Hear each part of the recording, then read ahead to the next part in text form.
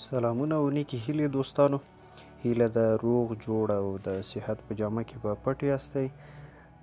د پیریانو جګړې کتاب دریمه برخه د وینې ورونه نومبر 1979 تر فبرورۍ 1989 پورې.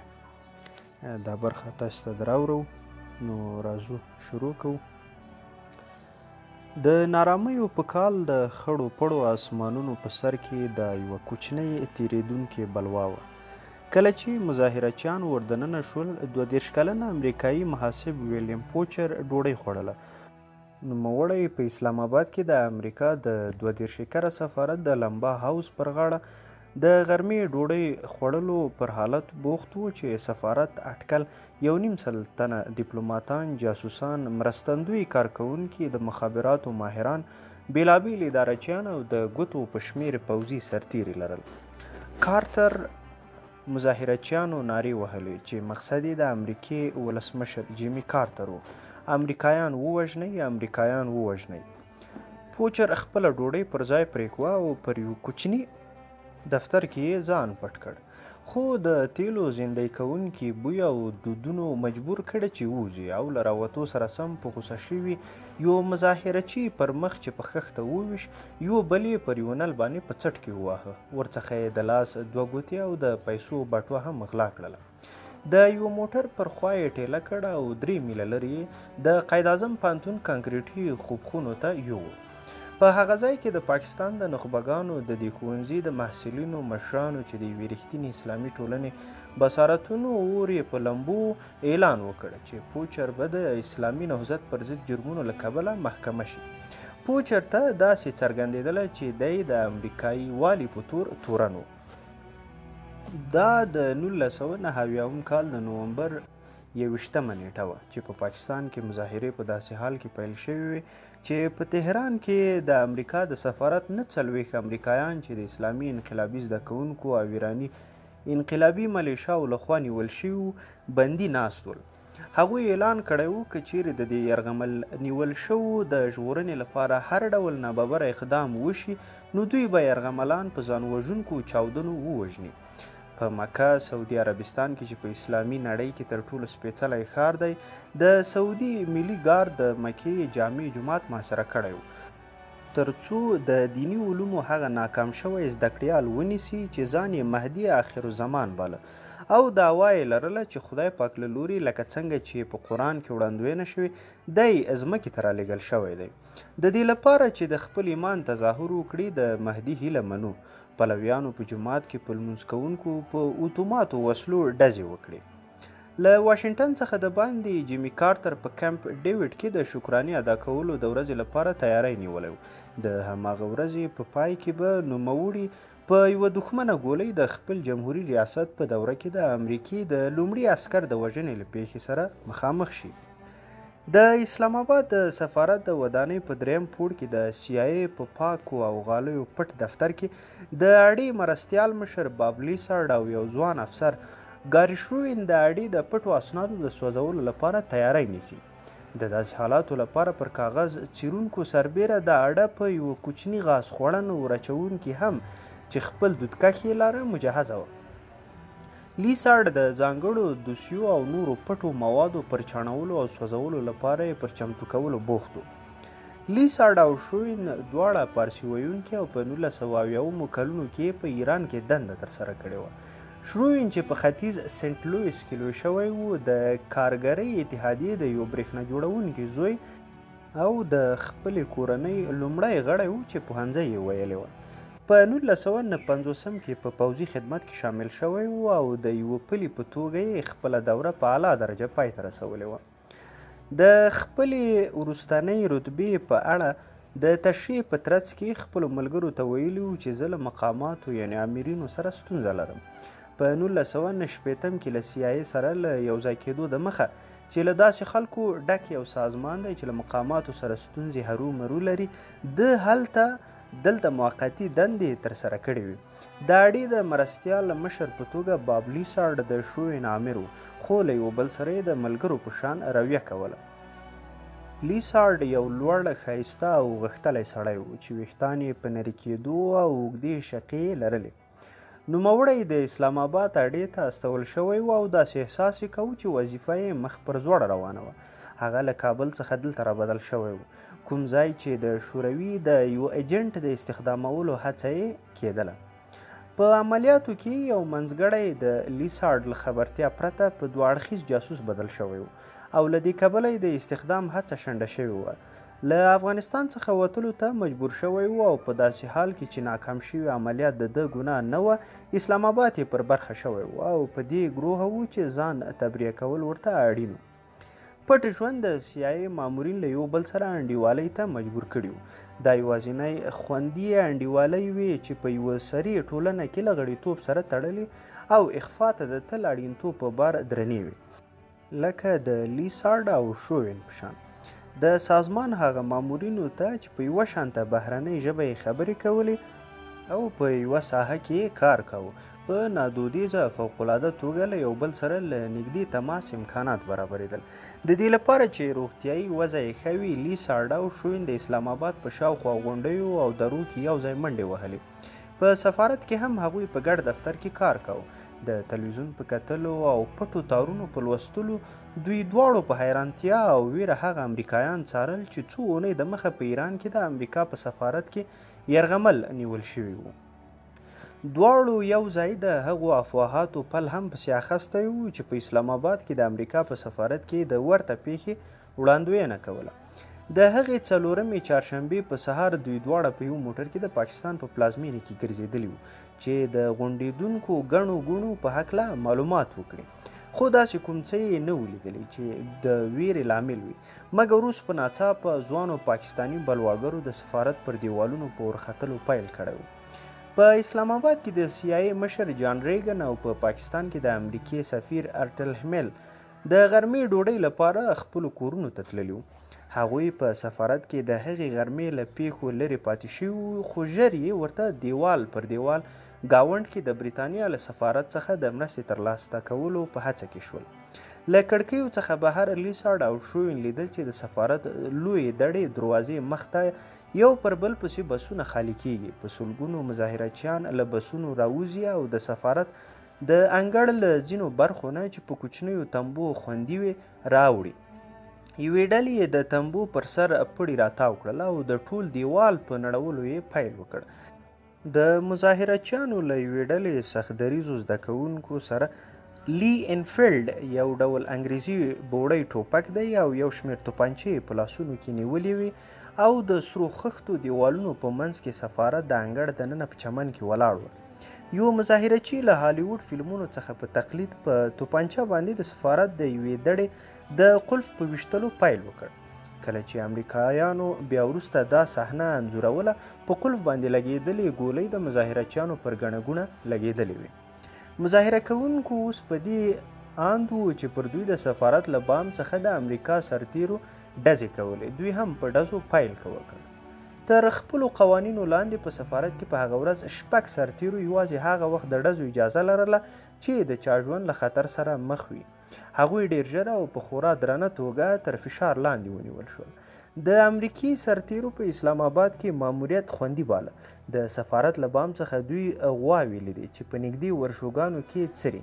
د توپچي ماهر بریدمل لایډ میلر چې پیاوړی وجود یې لاره او د ویتنام د جګړې برخوال و، د خپلې کورنۍ یوازینی غړی و چې د کالیفورنیا له یوه سیمه ییز ښارګوټي نه اسلام آباد ته راغلی و.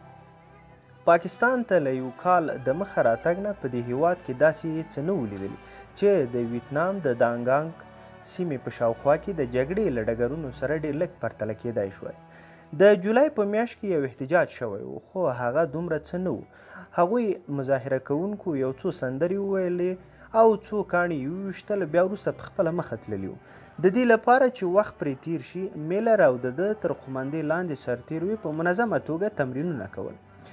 دوی د دې تمرین کاوه چې څنګه د سفارت په انګړ یوه کوچنۍ شمېره ډله کابو کړي، او حتی د دې تمرین یې هم کاوه چې که چیرې یو یا دوه تنه وکولی شي د سفارت ودانۍ ته دننه شي نو څه وکړي، مګر له هغه څه سره چې د مقابلې لپاره چې دا اوس دوی ورسره مخ وو د ځان چمتو کولو هیڅ لاره یې نه لرله. د مظاهرچیانو پرله پسې څپې په دهلیز کې د دوی د پوستې پر لور مخامخ ور روانې وې. میلر په سترګو لیدل چې د سفارت د مخې دروازه مخته بسونه درېږي، خو په انګړ کې د یوازې 2 امنیتي کامرو په مرسته د نشوای کولی چې د مظاهرچیانو د ګڼې ګوڼې د جدیت ارزونه وکړي او په دې اړه د معلوماتو موندلو لپاره یې 2 سرتیري بام ته واستول. یوازې څو دقیقې وروسته د سفارت په دهلیزونو کې دننه نارې پورته شوې. یو سرتیری وواژه. د CIA له اډې څخه شروین او لیسارډ د درملو یوه غوټه له ځان سره واخیسته او د سفارت د مخابراتو د څانګې له شاتنیو پوړیو څخه مخ پر پورته په منډو شول.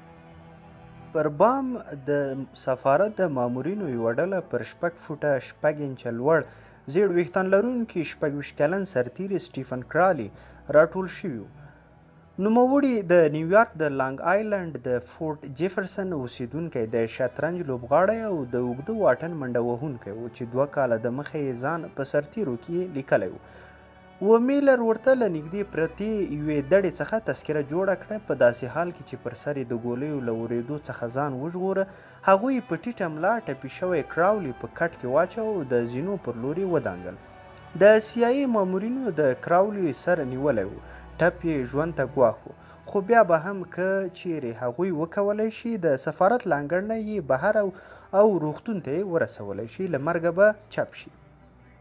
تذکره وړونکی 3م پوړ ته ورسېدل او د سفارت د مخابراتو د خوندي مرکز پر لور چیرې چې CIA او د باندنیو چارو وزارت دواړه د خوندي شفر او تار استولو خونې لري لاړل چې واشنګټن او د لانګلي ته پیغامونه واستوي.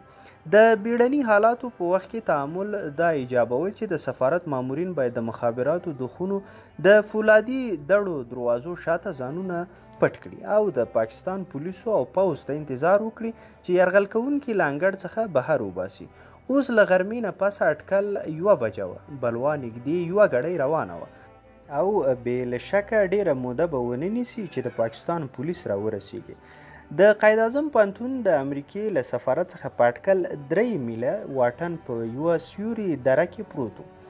د ننوتو 4 ګوټیزه کانکریټي لیندۍ طاق د کلیوالي ټیټو جوړو شوو خوبځایونو او صنفونو د ودانیو او د پوهنتون د سړک پر اوږدو د یو کوچني جومات پر خوا پرانیستې وه.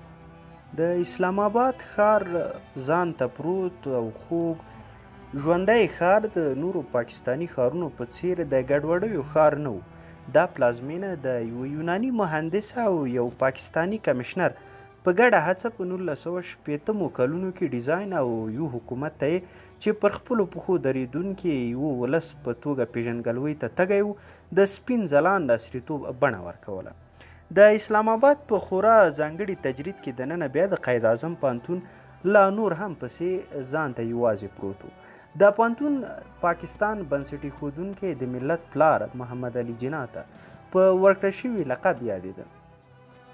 د پوهنتون زده کوونکي په هغو لارو تلل راتلل چې د اسلام آباد له څو هټیو او خوړنځیو نه یو څو میله لرې د وچو او منظره‌یي مارګله غرونو لاندې د ونو په سیورو پټې وې. د 1990 کلونو په بهیر کې د دې پوهنتون کلتور په ډیرو تمایلاتو کې لویدیځ پلوی و.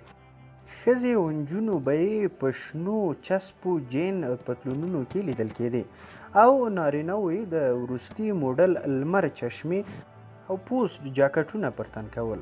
دا له یوې خوا د نړیوال بدلون له څپو سره د پاکستان د یوځای کېدو ښکارندوی و او له بلې خوا یې پر پاکستان د مسلط پنجابي توکم د لوڅ او رنګیز کلتور عکاسي کوله. په لاهور او راولپنډۍ کې هوټلونه او دفترونه په رنګینو برېښنایي څراغونو ښایسته و. ودونه د شپې په اوږدو کې د ساز او سرود له نغمو او نڅاو سره یو ځای و. له توکمیز پلوه ګډوله د کراچۍ په ساحلي ښار په تیره بیا د اشرافي پوړ تجارو په منځ کې ټولنیز دودونه لا نور هم پسې سیکولر نامذهبي وو. د قائد اعظم د پوهنتون زده کوونکو تر ډیره کچه د اسلامي دودونو او نیمې وچې د فیشن د ګډولې استازیتوب کاوه. خو له نږدې مودې ډیر راهیسې په پوهنتون کې د اسلام پالو سیال ځواک په راپنځېدو. د 1990 کلونو په وروستیو کې د جماعت اسلامي زاړه پاله سیاسي ګوند زده کوونکو د قائد اعظم پوهنتون د محصلینو پر اتحادیه کابو ټینګ کړی و. د جماعت ګوند فعالینو که څه هم شمیر یې کم و خو سیکولر خیاله استادان او محصلین یې ګواښول او هغه ښځې یې شرمولې چې لویدیځې سلیقې یې خپلې کړې وې او یا یې نه غوښتل چې حجاب وساتي لکه د خپلو سیاسي مشرانو په څیر د جماعت محصلینو د شرعي قانون د انفاذ له لارې د پاکستاني ټولنې د معنوي بدلون لپاره مبارزه کوله. د هغوی اعلام شوې موخه په پاکستان کې د سوچه اسلامي حکومت جوړول و. نوموړي ګوند په 1940 کال کې د نامتو اسلامي انقلابي لیکوال ابوالعلا مودودي له خوا جوړ شوی و. نوموړی له اسلامي سیاست نه د لینیني انقلابي چلند غوښتنه کوله. د هغه د لومړي کتاب عنوان چې 1920 کلونو په وروستیو کې خپور شوی و په اسلام کې جهاد د نوموړي ګوند مشر لخوا د وسلوالې مبارزې له غوښتنې سره سره جماعت د پاکستان د سیاست او د ټولنې په څنډو کې پاتې و.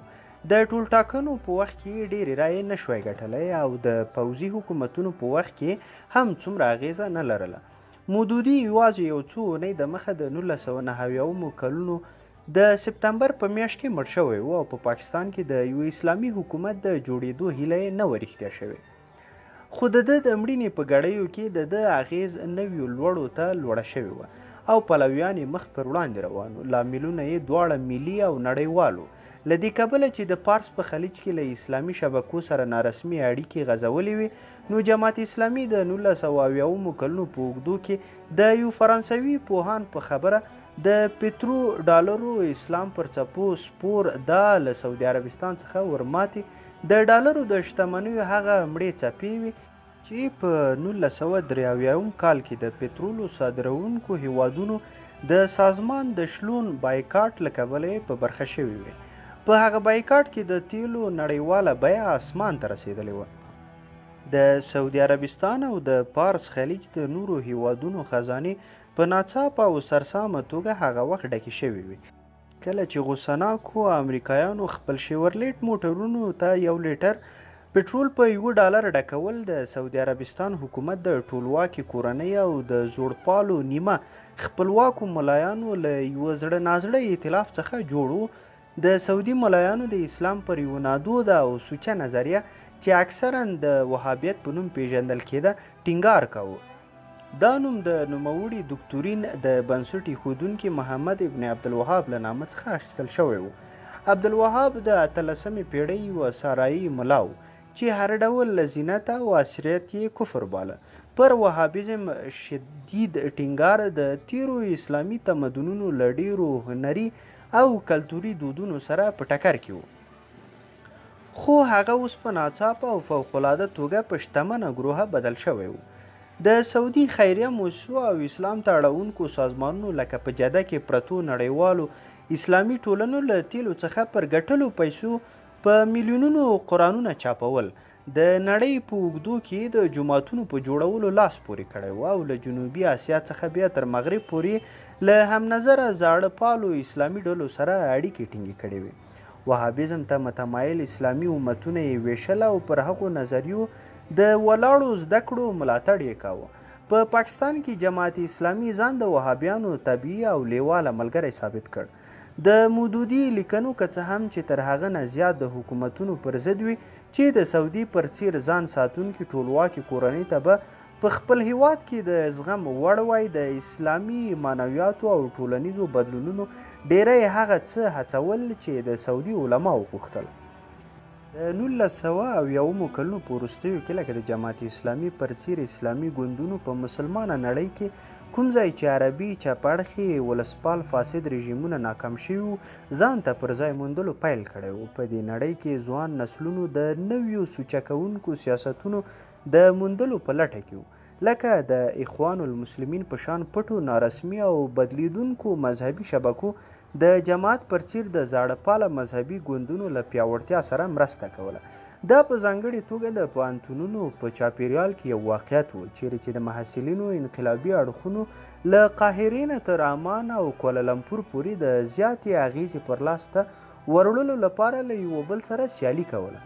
کله چې آیت الله خمیني ایران ته ستون شو او امریکا پلوه محمد رضا شاه پهلوي د 1990 کال په لومړیو کې له هیواد څخه تیښتې ته وتاړه د هغه ورپکې بریا دغه ګوندونه او د هغوی ځوان پلویان وړچول چې د پارېدلو احساساتو په ترڅ کې د پوهنتونونو په انګړونو کې لمبې وپوکلې. د خمیني د شیعه اقلیت مذهب د زیاتو سني زاړه پاله اسلام پلوه مشرانو په تیره بیا د سعودي عربستان لپاره یو ګواښ او لعنت و. د خمیني بې کچه لاسته راوړنو په هر ځای کې مسلمانان ولمسول. د 1990 کال د نومبر پر 5 ایرانی محصلینو په تهران کې د امریکا پر سفارت یرغل ورور. دفترونه یې ورویجاړ کړل او مامورین یې یرغمل ورڅخه ونیول.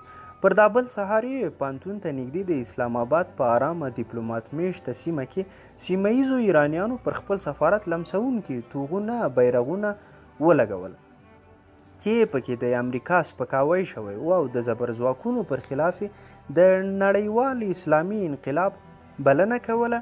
د جماعت اسلامي د محصلینو مشران پکې لیوال رضاکاران وو، که څه هم چې د دې ګوند زړو مشرانو خپله ټوله کرکه چې هڅونکي یې ټوله هغه وینې وي چې د پاکستان د زیږېدو په وخت کې تویې شوې وي پر هند متمرکزه کړې وه. خو نوي نسل خپلې سترګې په لرو موخو خوښې کړې وې. هغه موخې د امریکا د متحده ایالاتو د پوهنتون په انګړ کې سیکولر نامذهبي محصلانو هم امریکا غندله. امریکایي سپي پر لغت وهل په اسلام د ګروهمنو او ناګروهمنو د یووالي او متحد کولو لپاره اسانه لاره وه. د جماعت محصلانو مشرانو په یو بله ځانګړتیا هم ډاډه وو. هغه دا چې جماعت اسلامي په وروستیو کې د پاکستان د پوځي دیکتاتور جنرال محمد ضیاء الحق ته منلی سیاسي ګوند و. نوموړی جنرال د تیرې جولای په میاشت کې د سوسیالیست لومړي وزیر ذوالفقار علي بوټو نه چې په پاکستان کې د راتلونکي لومړي وزیر بېنظیر بوټو پلار و قدرت نیولی و. د ولسمشر کارټر او د نړۍ د نورو ډیرو مشرانو لخوا یې د بخښنې غوښتنو سره سره جنرال ضیاء الحق د 1990 کال د اپریل په میاشت کې بوټو زندۍ ته واستاوه. د هماغه زمانې په شاوخوا کې له امریکایي استخباراتو وویل چې پاکستان د زروي وسلو د جوړولو لپاره په پټ پروګرام کار کوي. ضیاء ټولټاکنې وځنډولې او د کورنیو مخالفانو د شنډولو په هڅه کې و. په داسې حال کې چې بهر یې ملګري نه لرل او په کور کې یې کاوا کوو، نوموړی د سیاسي مذهب په تبلیغ بوخت شو او د جماعت اسلامي په پیاوړي کولو یې لاس پورې کړ تر څو له دې لارې وکولی شي د پاکستان په پرګنو کې ځای ومومي. په راتلونکو کلونو کې جماعت اسلامي چې له سعودي عربستان او نورو خلیج هیوادونو څخه مالي مرستې ورکول کېدې، په افغانستان او بیا وروسته په کشمیر کې د پاکستان د رسمي کړنلارې او پټو اسلامي اجنډاو د پلي کولو مخکښ وګرځېد. د 1990 کال د اکتوبر پر 21 نیټه ضیاء الحق اعلان وکړ چې تصمیم یې لاره په پاکستان کې یو رښتونی اسلامي نظام جوړ کړي. د کال په لومړیو کې یو لړ اسلامي سزاو لکه د زندانیانو په درو وهلو او د غلو لاسونو په پرې کولو امر ورکړی و. وروسته څرګنده شوه چې د اعلان تر ډیره کچه پورې سمبولیکه بڼه لرله، ځکه چې هغه سزاوې هیڅ کله پلي شوې نه وې. خو بیا یې هم په پاکستاني سیاست کې د یو نوي او پیاوړي مسیر زیری ورکاو. له دې کبله چې په هماغه نږدې وختونو کې یې ټولټاکنې ځنډولې وې، جنرال ضیاء الحق ادعا وکړه چې په اسلام کې د لویدیځ ډوله ټولټاکنو لپاره ځای نشته. د جماعت مشرانو یې دفاع وکړه او د هغو د محصلینو وزر چې د ایران د انقلابي محصلانو کړو وړو ته یې کتل، د خپلې پیاوړتیا ښودلو او تظاهراتو لپاره تیاری ونیو. په دې اورجن موسم کې د سعودي عربستان په لویدیځ کې د مکې لوی جومات ته ظاهرا د ویر کوونکو یوه ډله چې پر لاسونو یې سرې ریتاړې تړلې وې او پر اوږو یې تابوتونه وړل ورسېده. هغه انځور چې دوی د نومبر پر 20 د 3 سهشنبې په سپېده چاود نورو عبادت کوونکو ته وړاندې کړ یو نادود انځور نه و، ځکه چې جومات د مړي د تبرک او جنازې لپاره وړ ځای و. ژر به د داسې نورو مړیو جنازې هم را رسېدې. ویر کوونکو تابوتونه پر ځمکه کېښول، سرونه یې لوڅ کړل او له هغو نه یې توپکونه او لاسي بمونه راوایستل. نو دوستانو، دا و د پیریانو جګړې کتاب 3مه برخه. تر بیا ښې چارې، ښه وخت، الله مو مل شه.